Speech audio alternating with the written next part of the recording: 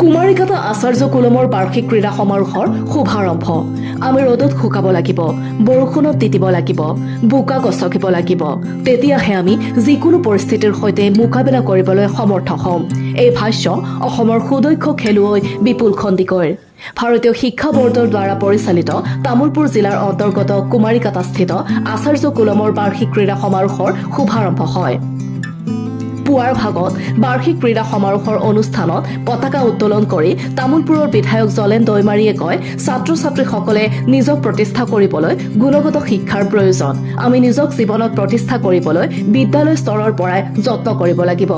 অনুষ্ঠানত ক্ৰীড়াবিদ বিপুল খণ্ডিকৈ উপস্থিত থাকি ছাত্ৰ ছাত্ৰীক উদ্দেশ্যি বক্তব্য ৰাখে।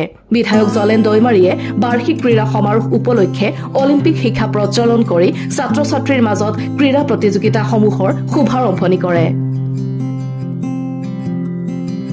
অনুষ্ঠানত আচাৰ্য কুলম কুমাৰিকাটাৰ অধ্যক্ষ নজৰ বসুমতাৰী আৰু উপ অধ্যক্ষ ৰূপম চৌধুৰী পৰিচালনা কৰা অনুষ্ঠানত পূজ্য স্বাধীস্বৰূপ বিদ্যালয়খনৰ শিক্ষক শিক্ষয়িত্ৰী আৰু অভিভাৱক অভিভাৱিকাসকল উপস্থিত থাকে।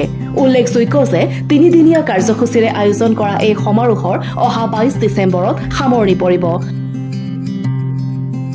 Desk report, news express, Assam.